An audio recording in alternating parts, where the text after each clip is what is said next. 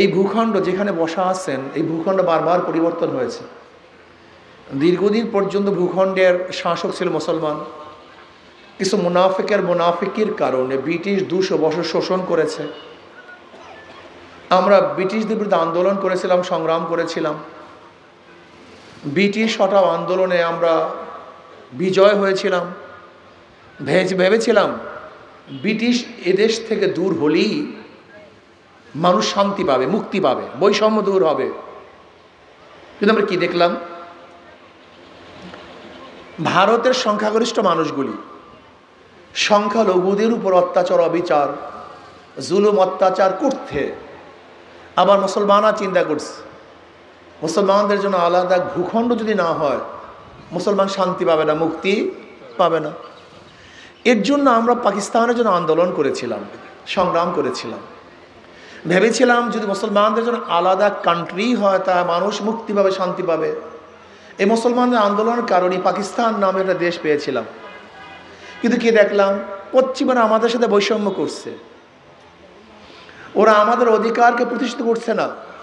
আমরা আবার আন্দোলন করলাম, সংগ্রাম করলাম। ভেবেছিলাম যদি পশ্চিম পাকিস্তান থেকে আলাদা হয়ে স্বাধীন এক রাষ্ট্র করতে পারি, বাংলাদেশ করতে পারি, তাহলে মানুষ শান্তি পাবে, মুক্তি পাবে। আমরা একত্তরে পশ্চিম পাকিস্তান থেকে ভাগ হয়ে বাংলাদেশ নামেও এক ভূখণ্ড করলাম। কিন্তু কি দেখলাম? এই 53 বছর পর্যন্ত যারা শাসক ছিল, যেই দলেরা শাসন করেছে, তারা বৈষম্য দূর করতে পারে নাই, মানুষের অধিকারকে প্রতিষ্ঠিত করতে পারে নাই।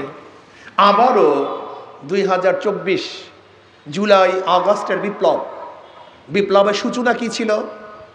বৈষম্য দূর। আপনারা কি জানেন স্বাধীনতা আন্দোলনের স্লোগান কি ছিল? 3টা স্লোগান ছিল: সাম্য, মানবিক মর্যাদা, সামাজিক ন্যায় বিচার। সাম্য, সামাজিক ন্যায় বিচার, মানবিক মর্যাদা প্রতিষ্ঠিত করার জন্যই পাকিস্তান থেকে আলাদা হয়েছিলাম।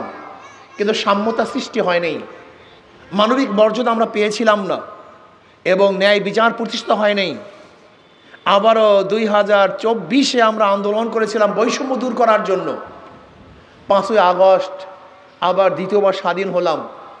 ভেবেছিলাম এবার বৈষম্য দূর হবে, মানুষ মুক্তি পাবে, শান্তি পাবে, অবৈধ খুন আর হবে না, লুণ্ঠন হবে না, ধর্ষণ হবে না, জুলুম হবে না, অত্যাচার হবে না, চাঁদা দিতে হবে না। আমার কোনো মানুষ, বাংলাদেশের কোনো নাগরিক ক্ষুধার্ত অবস্থায় খেতে মারা যাবে না। নির্বিঘ্নে সমস্ত মানুষ ব্যবসা করবে, বাণিজ্য করবে, সমস্ত মানুষের বাক শক্তির অধিকার থাকবে, মানুষ বাঁচার অধিকার নিয়ে বাংলাদেশে বসবাস করবে। কিন্তু কি দেখলাম? আবারও সেই চাঁদাবাজি, আবারও জুলুম, আবারও ধর্ষণ, আবারও অবৈধ খুন। বাদ দেন অন্য খুনের কথা, শুধু 5ই আগস্টের পরে আজ পর্যন্ত শুধু বিএনপির মধ্যে খুনাখুনি করতে গিয়ে প্রায় 120-এর উপর খুন হয়েছে, শুধু বিএনপির মধ্যে, অন্য মানুষ বাদ। আগে জানতাম জাহান্নামের আগুনকে খেয়ে ফেলে, এখন দেখি এক বিএনপি আর এক বিএনপিকে খেয়ে ফেলে। সত্যি কথা, অবাস্তব না। আমরা কি দেখতেছি? আমরা কি দেখছি?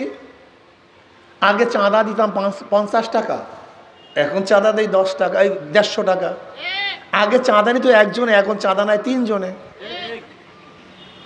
কি দেখতেছি? ড্রাইভার সাহেব চাঁদা না দেওয়ার কারণে লাঠি দিয়ে গাড়ির কাঁচ ভাঙ্গা হচ্ছে, পিটিয়ে হত্যা করা হচ্ছে, হাত পা ভেঙে দেওয়া হচ্ছে। এমনকি বিএনপির কাছে ছাত্রদল চাঁদা চাওয়ার পরে বিএনপি চাঁদা না দেওয়ার কারণে ছাত্রদলের মানুষগুলি সেই মূল দলের মানুষের হাত পা ভেঙে দিয়েছে। কমিটি গঠন করতে গিয়ে প্রতিদিন মারানো, প্রতিদিন কাটাকাটি, প্রতিদিন হত্যা। এইভাবে আর কতদিন বাংলাদেশ চলবে? কতদিন দেখতে চান?